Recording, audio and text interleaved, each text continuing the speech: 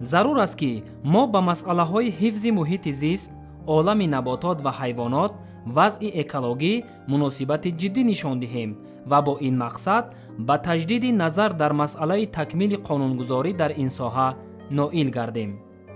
Президенти ҷумҳурии Тоҷикистон Эмомалӣ Раҳмон.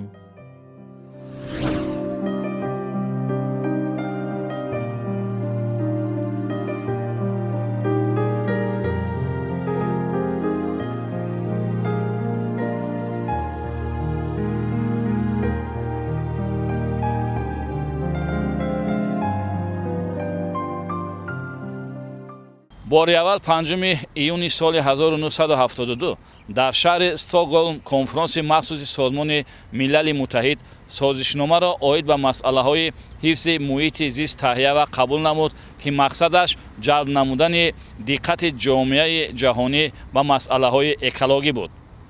дар ҷумҳурии Тоҷикистон рӯзи умумиҷаҳонии муҳити зист аз соли 1988 ва ҳамчун иди давлатӣ аз соли 2008 инҷониб дар сатҳи баланд қайд карда шуда ба ҳалли масъалаҳои экологӣ диққати махсус дода мешавад. рӯзи байналмилалии муҳити зист яке аз санаҳои басо муҳим барои аҳли сайёра ҳисобида мешавад, зеро тибқи маълумоти мавҷуда онро расман беш аз 100 000 давлати дунё таҷлил менамоянд. таъмини амнияти экологии ҷомеа аз мубрамтарин масъалаҳои умумибашарӣ ҳисобида шуда имконияти хубест барои бори дигар ҷалб намудани таваҷҷӯҳи оммаи васеъ ба масъалаҳои экологӣ.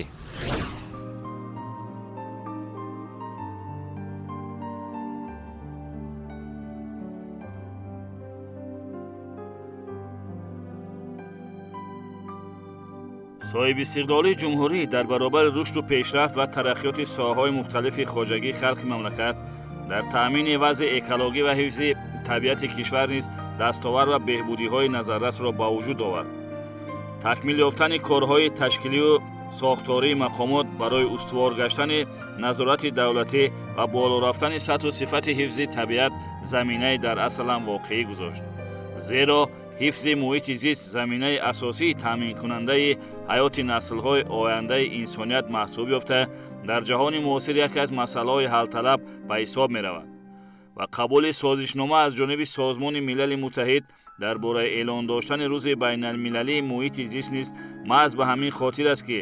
ҷомеаи ҷаҳонӣ ҳарчи бештар ба масъалаҳои экологӣ аҳамияти аввалиндараҷа зоҳир намоянд ва нисбати беҳдошти муҳити зист, ки асоси солимии аҳли ҷомеа ба шумор меравад, бетараф ва бетафовут набошанд. салом аст ки ҳама сола дар дунё 5 июн ҳамчун рӯзи байналмилалии умумиҷаҳонии ҳифзи муҳити зист ҷашн гирифта мешавад. дар ин радиф низ аз тарафи кумитаи ҳифзи муҳити зисти назди ҷумҳурии Тоҷикистон дар ҳамкорӣ ба мақомоти иҷроии ҳокимияти давлатӣ дар ҳама шаҳру ноҳияҳо ин ҷашн баргузор мегардад. хеле ки ҳамагон медонанд, умуман соҳаи ҳифзи муҳити зист яке аз соҳаи ҳассоси ҷомеа ба шумор меравад ва пас аз солҳои 70 дар он вақте ки таъсири манфии инсон, таъсири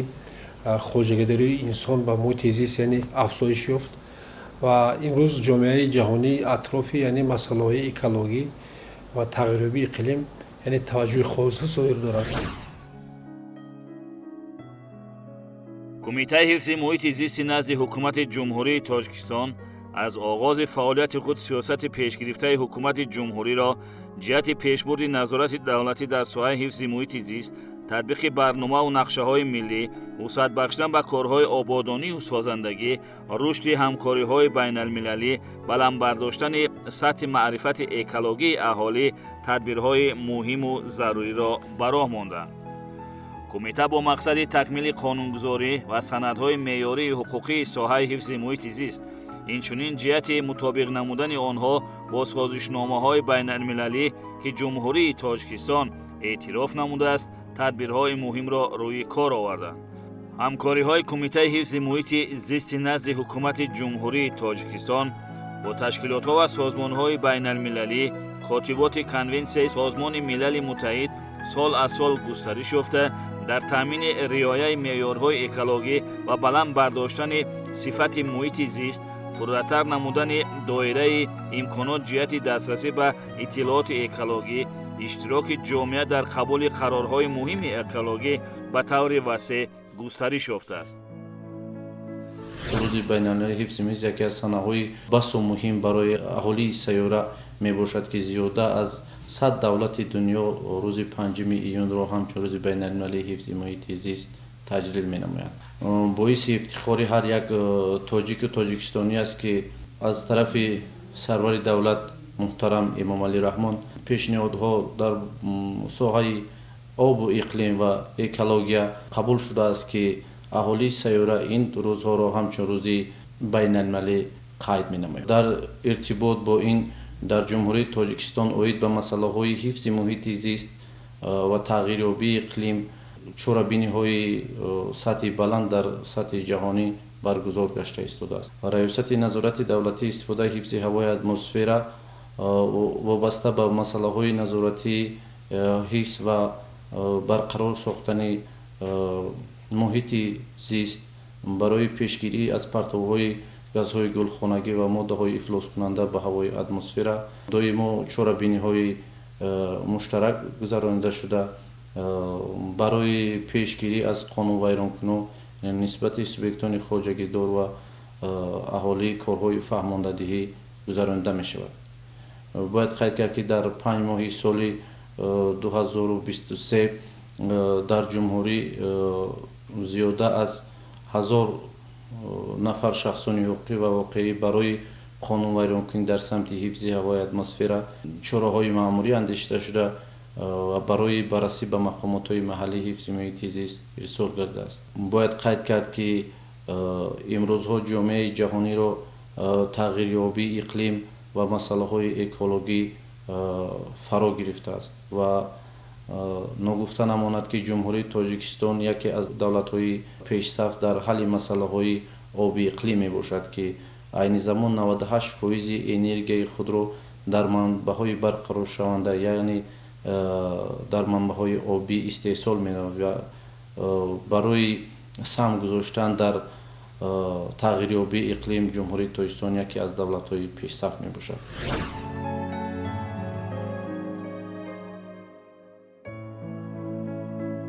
қонунҳои соҳаи ҳифзи муҳити зист барои таъмини рушди устувори иҷтимоиву иқтисодӣ, кафолатҳои ҳуқуқи инсон ба муҳити зисти солим ва мусоид, таҳкими тартиботи ҳуқуқӣ, пешгирии таъсири номатлуби фаъолияти хоҷагидорӣ ва дигар фаъолият ба муҳити зист, ташкили истифодаи оқилонаи захираҳои табиат ва таъмини амнияти экологӣ равона гардидааст. бо ташаббус ва пешниҳоди пешвои миллат президенти ҷумҳурии Тоҷикистон муҳтарам Эмомалӣ Раҳмон шурӯъ аз соли 2000 маҷмӯаи умумии Созмони Милали Муттаҳид 7 қадномаро вобаста ба ҳалли масъалаҳои об қабул намуд, ки ин иқдомоти бузург нуфузу эътибори байналмилалии Тоҷикистонро ҳамчун кишвари ташаббускор дар ҳалли масъалаҳои вобаста ба обу иқлим баланд бардошт.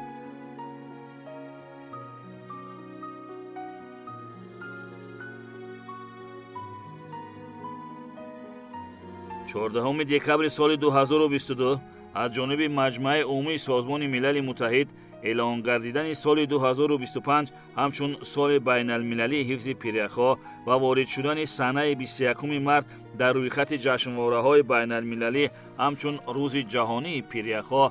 аз муҳимтарин ва арзишмандтарин иқдомоти ҷаҳонии ҷумҳурии Тоҷикистон ба шумор меравад. аз ҷумла ташаббусҳои глобалӣ дар соҳаи обу иқлими пешвои тоҷикони дунё муҳтарам Эмомалӣ Раҳмон гувоҳии гуфтаҳост. чӣ тавре мо медонем, яъне ташаббусҳои панҷуми ҷумҳурии Тоҷикистон дар соҳаи яъне ҳифзи пиряхҳо аз ҷониби кулли узви Созмони Милали Муттаҳид дастгирӣ ёфт ва соли 2025 яъне соли ҳифзи пиряхҳо таъин гардид. дар ин радиф Кумитаи ҳифзи муҳити зисти назди ҳукумати ҷумҳурии Тоҷикистон ҳамчун мақоми ваколатдор дар соҳаи мониторинги ҳифзи пиряхҳо нақшаи мукаммали баргузор намудани чорабиниро таҳия намуд ва барои қабул намудани қарори дахтдори ҳукумати ҷумҳурии Тоҷикистон بعد از موافقه با وزارت اداره‌های داخل با حکومت جمهوری تاجیکستان پیشنهاد نمود. این است که اعتراف گردیدن پرزیدنت جمهوری تاجیکستان محترم امامعلی رحمان از جانب جامعه جهانی همچون اساسگذار تشبث و اقدام‌های نیک و بشردوستانه اوید به مسئله‌های آب بار دیگر از نیت‌های نیک و خیرخواهانه رهبر دولت تاجیکستان نسبت به اهل سیاره بشارت می‌دهد. اقدام‌های بشردوستانه رهبریت دولت تاجیکستان در ساحه آب پیش از همه به تحکیم همکاری و تنظیم مناسبات در این ساحه حیاتاً مهم روانه گردیده، اندیشه و نگاه نو را در مورد استفاده ذخیره‌های آب در منطقه و جهان تلقین می‌نمایند و برای نائل شدن به هدف‌های رشد استوار زمینه قوی می‌گذارد.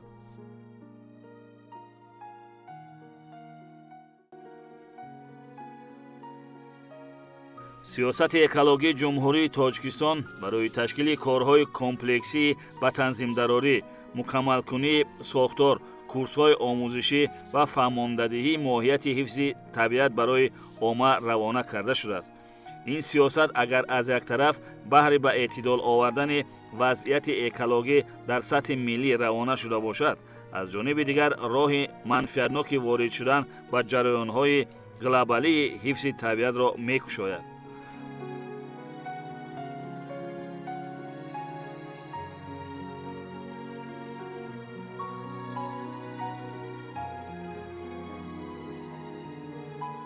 سال 2025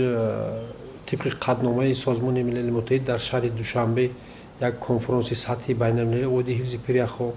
برگزار گردد و در نزد یعنی سازمان ملل متحد یک فوند ترستی یعنی فوند با نفوذ اوادی مانیتورینگ و حفظ پریخو یعنی تأسیس داده شود و یعنی بعد از سال 2025 همه ساله یعنی روزی 21 مارت همچون روزی بین‌المللی حفظ پریخو یعنی جشن گرفته می شود. امروز سیاست و دولت حکومت جمهوری تاجیکستان در ساحه حفظ محیط زیست یعنی در نسبت منطقه دولت‌های منطقه برتری زیاد دارد. با نظر داشتن که ما تشبث‌های گلوبالی را در سطح بین‌المللی یعنی میان گذاشتیم، یعنی در حدود جمهوری نیز برنامه و استراتژی مخصوص قبول کرده شدند که یعنی کاهش دادن تاثیررسانی به محیط زیست را نسبتاً کم می‌گرداند. از جمله در ساحه حفظ محیط زیست 4 برنامه دولتی اکولوژی قبول شده است. برنامه دولتی اکولوژی برای سال‌های 2023 سال 2028 یعنی با تازگی از 1 مارت سال 2023 تحت رقم 53 با قرار جمهوری تاجیکستان قبول گردید و برنامه مذکور یعنی همه چاره‌بینی‌هایی که ساحه حفظ محیط زیست را فرا می‌گیرد زیاده از 12 باب عبارت است و نقشه اول آن یعنی سال‌های 2023 سال 2025 یعنی تصدیق شده است. چلی ما می‌دونیم یعنی قانون جدید در ساحه تهیه برنامه و استراتژی و دورنما با تازگی قبول شد و طبق این برنامه یعنی برنامه باید واقع بینانه یعنی نقشه‌های برنامه باید واقع بینانه تهیه کرده شود. و سال‌های قبلی مثلا برنامه تا 10 سال تا 15 سال تهیه می‌کردند که یعنی از واقعیت دورتر بودند و برنامه‌های نوبتی یعنی از 2 تا 3 سال رو در بر می‌گیرند و برنامه دولتی اکولوژی یعنی تا سال 2023 پیش بینی شده است و طبق برنامه مذکور باید همه سمت‌های ساحه حفظ محیط زیست یعنی سمت استفاده زمین، سمت استفاده ذخیره آب، سمت استفاده علوم نباتات حیوانات، سمت اکسپرتیز دولتی اکولوژی، سمت معاملات با پرتاب‌ها و عموما همه سمت‌هایی که در ساحه حفظ محیط زیست هستند یعنی پیش بینی شده است. بالا رفتن ریتینگ اکولوژی جمهوری تاجیکستان در عرصه بین‌المللی از نگاه اول از غمخوری‌های بی‌واسطه و اعتبار دائمی پیشوای ملت پرزیدنت جمهوری تاجیکستان محترم امامعلی رحمان به وضع سانیتری و اکولوژی، آبادانی و قبولی‌زارکنی، تازه و آزاده نگاه داشتن ذخیره‌های آبی، هوای اتمسفر، محیط زیست، استفاده عاقلانه ثروت‌های طبیعی کشور شهادت می‌دهد. در جمهوری تاجیکستان برنامه دولتی مجموع رشد تربیت و معرفت اکولوژی جمهوری تاجیکستان برای سال 2021 سال 2025 تصدیق شده است. و برنامه مذکور نیز تا سال 2025 باید دوام کند. هدف از تطبیق این برنامه یعنی بالا برداشتن معرفت اکولوژی مردم و اینچنین برنامه حفظ پرخوی جمهوری تاجیکستان یعنی هنوز سال 2010 تهیه و تصدیق گردیده بود و آن برای دوره تا سال 2030 یعنی پیش بینی شده است و طبق مانیتورینگ یعنی تطبیق برنامه مذکور امروز یعنی 73% به اجرا رسیده است. اینچنین قید کردنم که برنامه رشد ممنوعگوی دشت جوم یعنی برای سال 2021-2025 نیز قبول گردیده است و هدف از برنامه یعنی یکی از نادرترین حیوان ها و نادرترین عالم نباتات حیوانات در همین ممنوعگوی دشت جوم یعنی قرار دارم و این برنامه امکانیت میدهد که یعنی عالم نباتات و حیوانات نادر این ممنوعگاه حفظ کرده شوند و یعنی پاپولیاسی آنها زیاد کرده شود و قید کردم که در جمهوری تاجیکستان یعنی در اساس استراتژی ملی رشد جمهوری تاجیکستان برای سال 2030 دو استراتژی مهم یعنی قبول گردیدند. این استراتژی جمهوری تاجیکستان برای اقتصادیات سبز یعنی برای دوره سال 2030 و استراتژی مطابق شوی با تغییرابی اقلیم جمهوری تاجیکستان برای دوره تا سال 2030 و همین دو استراتژی هم نیز یعنی با ساحه حفظ محیط زیست روانه کرده شده. حفظ محیط زیست یکی از مسائل مهم به شما رفته. توسعه و آزاده نگاه داشتن آن از بسیار جهت به سالمی اهل جامعه مساعدت میکند. رهبریت کمیته به تشکیل شرایط خوب کار کارمندان چی در دستگاه مرکزی کمیته و چی در مقامات زیرساختار خود اعتبار جدی داده در همبستگی به دستاوردهای نیک و نظرست نائل گردیدند. سالهای اخیر با نظرداشت تجدید و مکمل گردانی مقامات برای تأمین واحدهای ساختاری کمیته سرریاست‌ها، ریاست‌ها، شعبه و بخش‌های حفظ محیط زیست در شهر و ناحیه‌ها با نقلیات، تجهیزات آزمایشگاه‌ها، بهداشت شرایط اتاق‌های کاری، کارهای عملی را برآمانده است. این است که شرایط کاری کارمندان سال تا سال بهتر و خوبتر شده، کارهای عملی در سمت حفظ محیط زیست جان‌ها کرده شده است. پیش از همه منتداری خود و اهل کارمندان بخش حفظ محیط زیست را به جناب عالی پیشوای معظم ملت امام علی رحمان میرسانم که سنه 29 اکتبر سال 2021 در دوره 30 سالگی سقراط دولت جمهوری تاجیکستان با ما چنین یک بنای زمانوی با تمام شرایطش به استفاده داده شد. در ظرف سالهای صاحب استقلالی در یک قطار شهر و ناحیه‌های جمهوری بیناهای معماری خوشتر و زمانوی صحوی ساخته به استفاده داده شدند که برای بهتر گشتن شرایط کاری کارمندان مساعدت می‌نمایند. این غمخوری‌های پیوسته هر یک کارمند ساحه را وادار می‌سازد که کار و فعالیت خود را به طور ضروری برآمانده بهر بهداشت محیط زیست و تأمین امنیت اکولوژی اهالی و در عموم بهر باز هم آباد و زیبا گرداندن تاجیکستان محبوب کوشش و تلاش نمایند. در 5 ماه سال 2023 شعبه نسبت 141 نفر شهروندان پروتکل‌های حقوق غیرممکنی مأموری ترتیب داده و مبلغ 58888 سومانی جریمه تعیین نموده ستانیده شد. در این دوره نسبت 12 نفر ضرر مقرر نموده با مبلغ 17279 سومانی تعیین کرده ستانیده شد. در شعبه ما شرایط کاری خوب می باشد. همه کارمندان دارای اتاق‌های کاری خودند با شرایط‌های زمانوی تامین است. بخش حفظ محیط زیست در شهر نورک باعث افتخار است که در دوره استقلالیتی کشور عزیزمون اساس صاحب بینای معماری که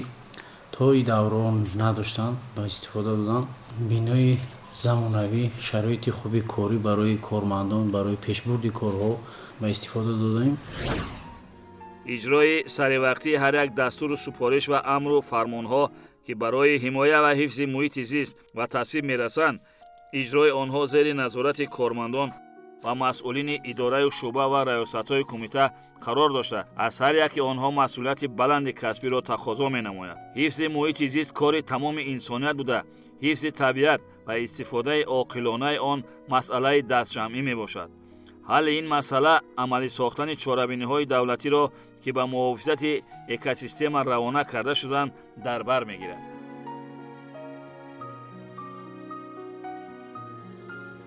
дар ҷумҳурии тоҷикистон дар даврони соҳибистиқлолӣ як қатор аниқтар гӯем агар қариб дар айни замон 20 қонуну кодекс амал карда истодааст ки ва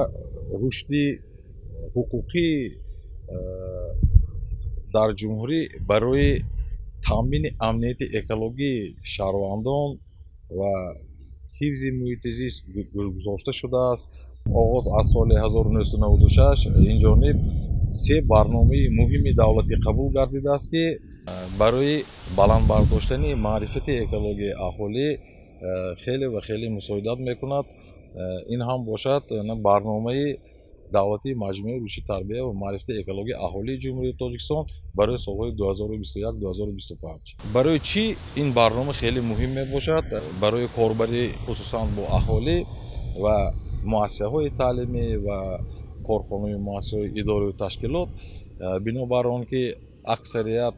муаммоҳои экологӣ аз пас будани маърифати экологияи аҳолӣ ба миён меояд ва яке аз самтҳои асосии фаъолияти мақомоти ҳифзи муҳити зист албатта ин барои баланд бардоштани дониш ва маърифати экологияи аҳолӣ равона гардидааст.